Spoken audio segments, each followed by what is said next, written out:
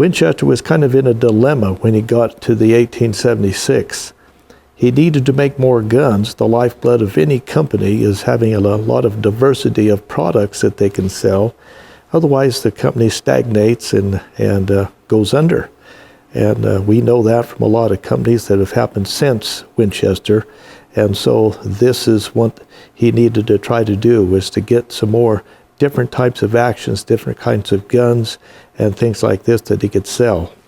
Because he'd kind of come to the end of the honeymoon that he was having with the Lincoln toggle system. And so now we are going to go to another complete stage that's different very much than what we were talking about before.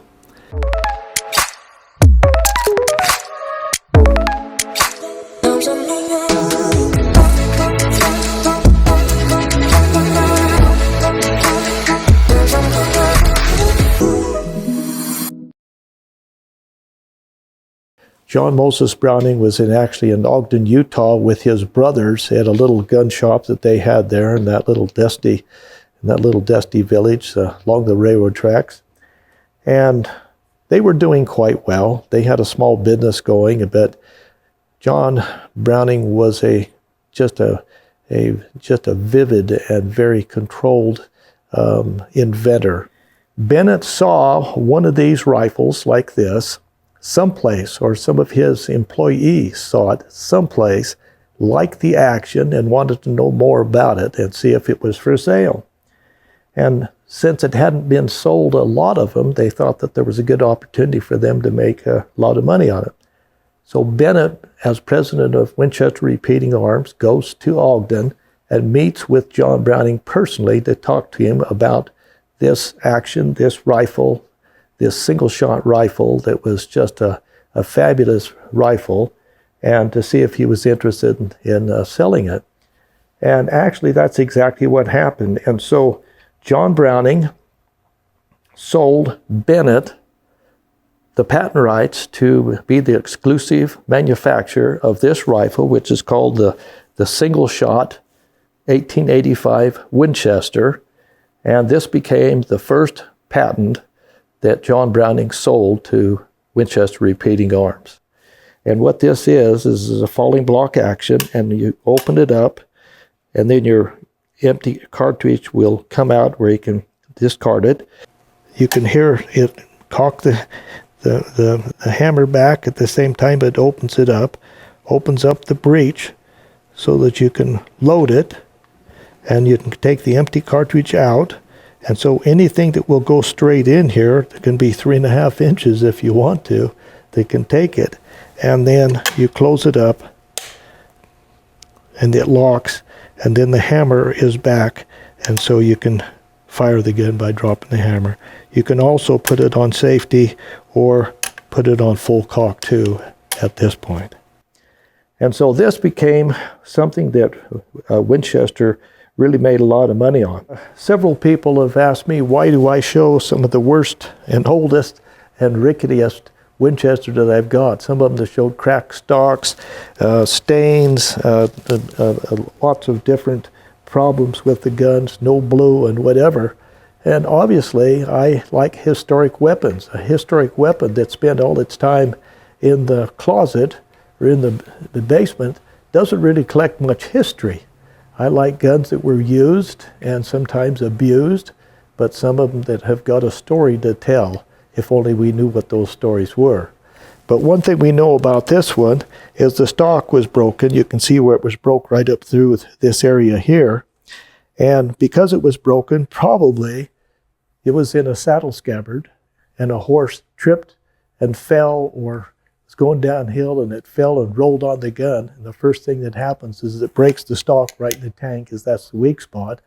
And so whoever owned it did a fabulous, I think, repair job. And sometimes they used rawhide to repair it, or wire, or screws, is what my granddad used to do with his Winchester, and just screw it together.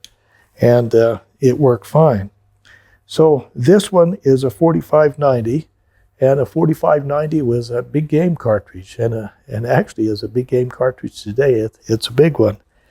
And the good thing about these guns is that sometimes the barrels are pretty much rotted out on the inside, so the bore is no good, and the bore is not really great on this one. It's definitely shootable and would shoot accurate enough to kill deer or elk or whatever, but it wouldn't be as accurate as it needed to be.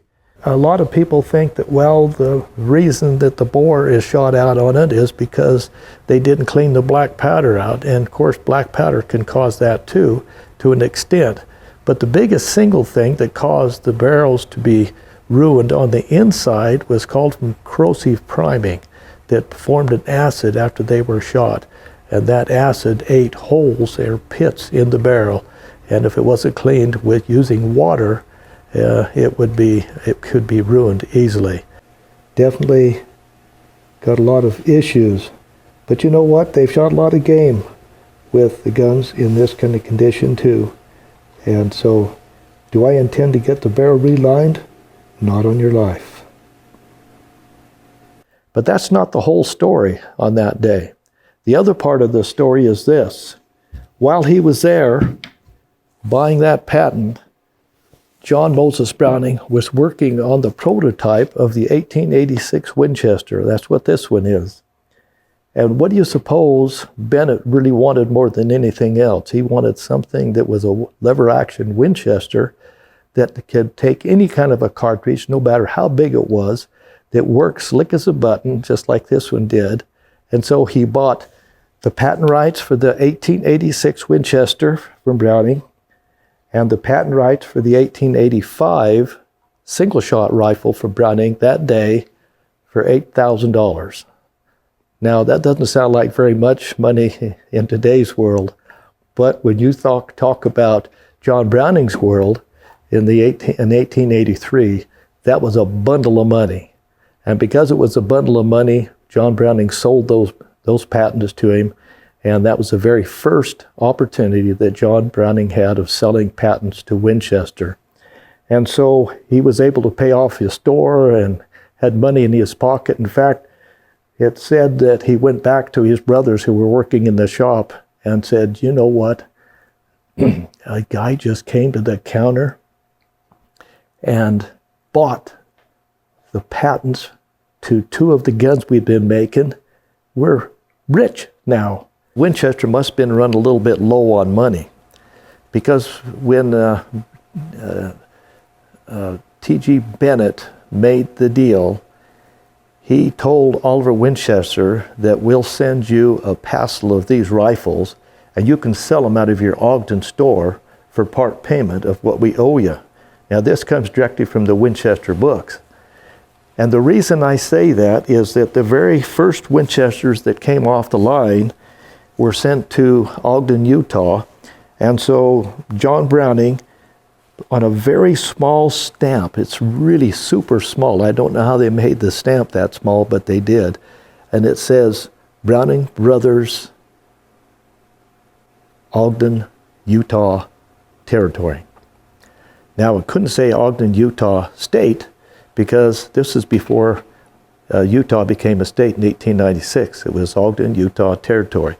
I finally found one of those guns, and I've got it in my collection on an 1886. And that's the only one I've ever seen. And so the 1886 Winchester then gave John Browning the opportunity to sell it to Winchester, and gave Winchester a new lease on life. Because now with this rifle, he could put almost any kind of ammunition he wanted through it, anything that would fit in it. He would have strong enough action that he could take and shoot it. And so let me show you how this works. You remember we talked about the Lincoln toggle system when you had to take the plate off the side and you had the Lincoln toggle working on the inside. And remember how we talked about how even though it was a good system, it was not really a strong system. And so they really couldn't make any cartridges bigger than the ones that they had with the 1876 to fire in it. With this one, it's a totally different concept. Watch very closely as I cock the action. You'll see these 2 locking pins that's in this mortise disappear and go inside. It opens it up here. Then the block moves back, cocks the hammer, pushes another cartridge up from the tube, and now the action would push it into the barrel. You fire it, then you work it again. It pulls the empty case out of the barrel, hits the back and flips the empty case out. Another one here, pushes up the new round, starts all over again. A perfect lockup makes this thing just as strong as strong. In fact, this might be one of the, if not the strongest lever action rifle ever designed. At least that's my opinion. And they made this in, Winchester made this in every cartridge from 22 all the way to 50 caliber. And so this was made in so many cartridges, it was just an unbelievably good seller. I love history. I love thinking about what this did, where it went, who had it, how it was used. And doesn't that just give you kind of a sense of a feeling of awe just thinking about what that is? Sometimes I'll sit in here at night in the fireplace and just think about what these guns have done, where they've been.